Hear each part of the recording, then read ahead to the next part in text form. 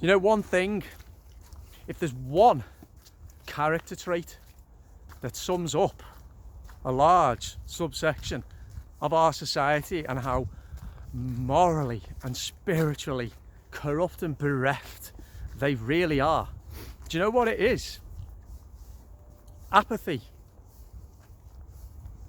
That's what today's video is about, because I want to say straight off the bat, if you're somebody like me who has advocated and who has spoken passionately for the right to bodily autonomy, for the right to free speech, freedom of expression, freedom of association, for the right to basic human rights, civil liberties, and the ability to live in a society that us and our children can enjoy without 24-hour-a-day constant propaganda.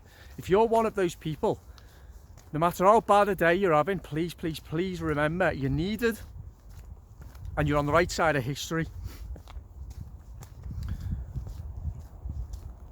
And you are justifiably angry. My problem that I have, the main reason why I feel angry isn't because, and this is what maybe I can mirror what you're thinking as well possibly, isn't because of what's happening, who's implementing it. Of course that does make me angry.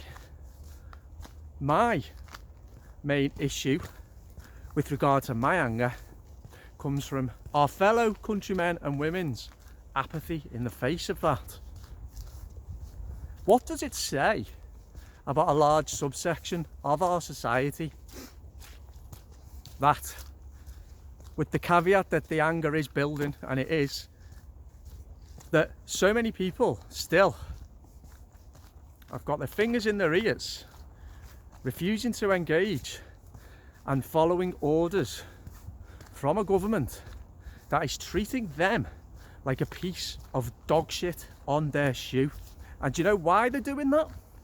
Because they're allowing them, the government, to treat them like that. Now, why does it make me angry that people are apathetic? Well, first reason, again, what it demonstrates is that we have a lot of moral corruption in our society. Because if people can't feel even a modicum of anger about what's happened to so many people, then I'm afraid I think that they're gone. I think they are morally corrupt to the extreme. My family has suffered incredibly, incomprehensibly. The injustice, the unfairness, and the evil that has struck us. I'm not going to go into all of the details, but take it from me, a number of things have happened to our family that are despicable, disgusting, and some people somehow think that it can just be glossed over. Just let it wash over you. Obviously, it culminated in the death of a much loved and cherished dad, perfectly healthy man. And if you're interested, if you're not yet aware of the circumstances surrounding his death, I'll put a link to a video that I did a few weeks ago, and you can find out. And now, as a result of his death, of my dad's death, perfectly healthy dad's death, trying to engage with certain authorities who should be taking a responsibility to apply some objectivity and some truth to what happened is proving exceptionally difficult Talk about rubbing salt in the wounds. So if anyone says to me now, you're angry, why are you angry? I will say back to them, I have displayed, like so many people who have been on the wrong end of what's gone on in our society. I will say to people, I have displayed endless levels of patience with your apathy, with your cowardice, with your stupidity, with your ignorance, with your naivety, with your complete inability to grow a pair.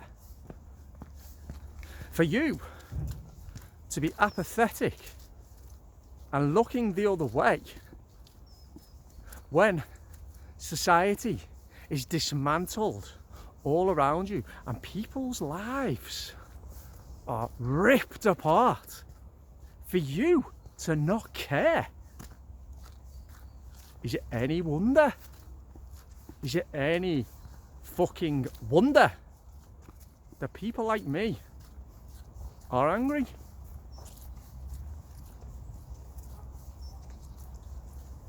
Apathy.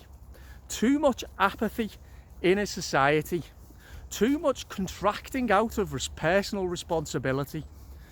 Too much ignorance with regard to human history, human nature, the human psyche, the dynamics of power. Too much apathy with regard to being socially aware of what's going on. Too much selfishness. Too much comfort. Too much convenience, too much complacency will lead a society to the gates of hell, which is where we are now. We are at the gates of hell. And all through that journey towards the gates of hell, people like me have been stating the fucking obvious.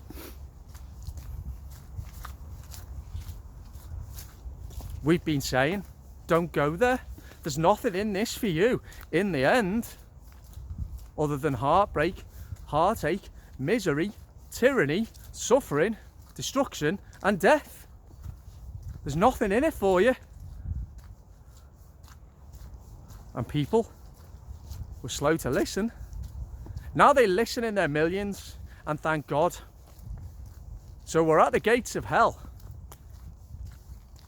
Now we just need to decide whether we're going to turn back in mass, or are we going to walk right into the cold embrace of the devil?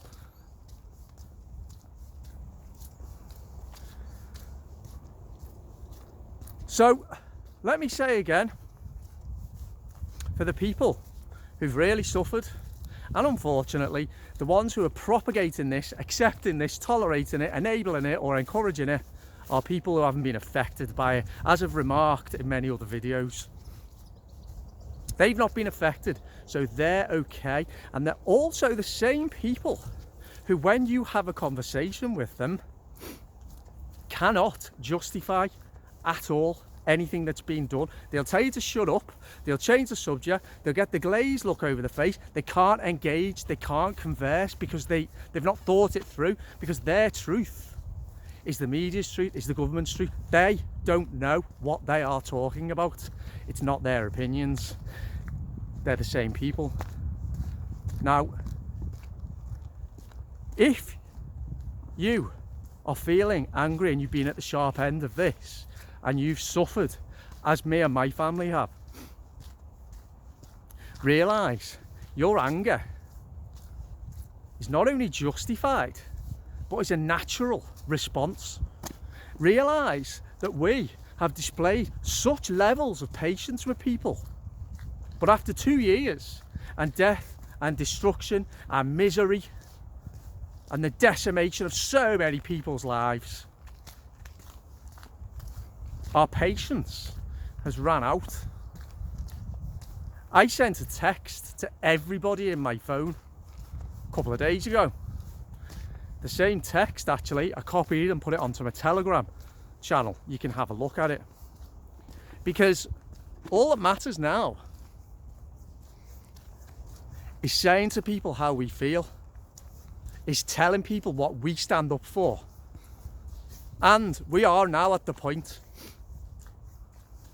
in justifiably saying to people that in not standing with us, they will lead us all through those gates of hell.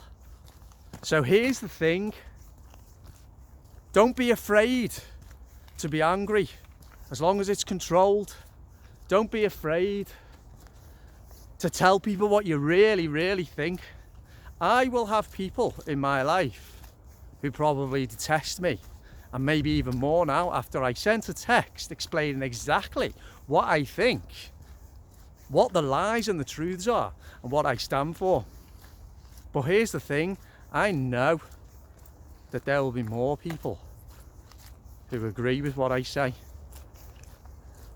There will be people who maybe haven't engaged too much with me, but maybe respect what I'm doing. So I don't care about the people who hate me. I don't care. I don't care. The other thing, if you're angry, as I've said, it's justified. It's to be expected, it's natural, and it proves you're a human being with empathy and with morals. Well, here's the other thing. The real, destructive, visceral anger and how it is going to play out relatively soon won't be displayed by the likes of us. It will be those same people who I've talked about, fingers in their ears, refusing to engage, selfishly ignoring the suffering when it affects them. And they wake up one morning and they realise that their life was a lie. And they realise that the life that they thought they had has now gone. And they realise that they have been taken for fools. And they realise that all that lies ahead for them is terror. It won't be us who is seeking retribution. It'll be them. Because unlike us, they're not prepared. They've not mentally steadied themselves. They haven't grown a thicker skin. And they've not exposed themselves to the terrible, horrific, evil, ugly truth of this world and what is going on right now. So they will go from their little bubble, in their little echo chamber, in their little closeted worlds, to a world of fright and terror and unbelievable suffering. Which is why we've been trying to say for so long, just listen to us, just talk, just listen to what we've got to say. We've never said we're right.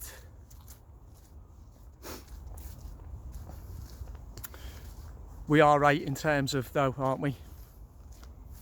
Forget about a virus. Forget about a response to a virus. We're right. Because what we've been advocating for is free speech, for demolition of censorship, for the right for people to choose without being coerced, for bodily autonomy, and we're fighting for the rights of the next generation to enjoy the liberties that we once had. So yeah, from that perspective, we are right. But we're angry because we're now at this point where these very same people who, when they will wake up, it'll be too late, and then they will be the ones who go and cause the absolute carnage. They're the ones that we've been trying to engage. They're the ones that we've been saying, get out your cozy little world and just acknowledge something that might be true. That's another reason why we're angry. And when we're being told by the same people not to be angry, wow!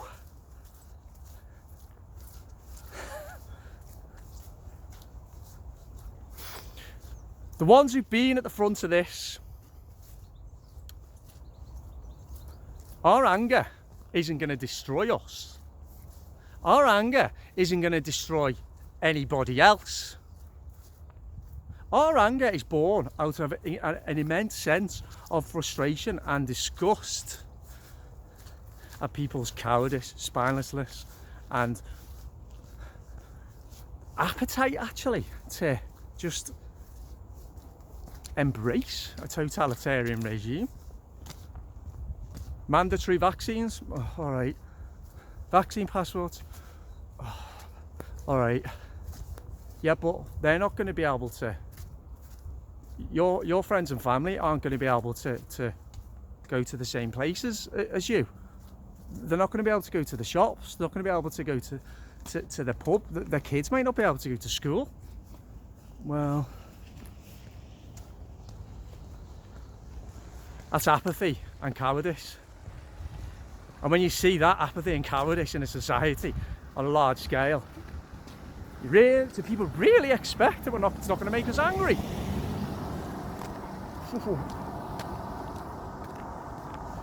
It's actually laughable, isn't it? It is laughable. And as I've remarked before, let's talk about the children.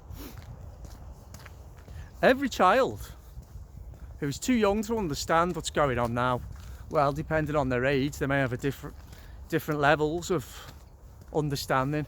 One thing is certain, every single child in this country is being psychologically affected by what is going on.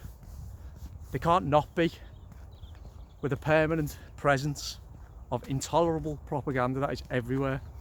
Well, those children, when they get to a certain age, they'll either be living under a totalitarian biosurveillance state, whereby they have no rights, no human rights, no rights over their own body, no democratic rights, no civil liberties, just a horrific society governed by fear and coercement. So they'll either be living in that society, or they'll be living in a society that is the most free and beautiful society and world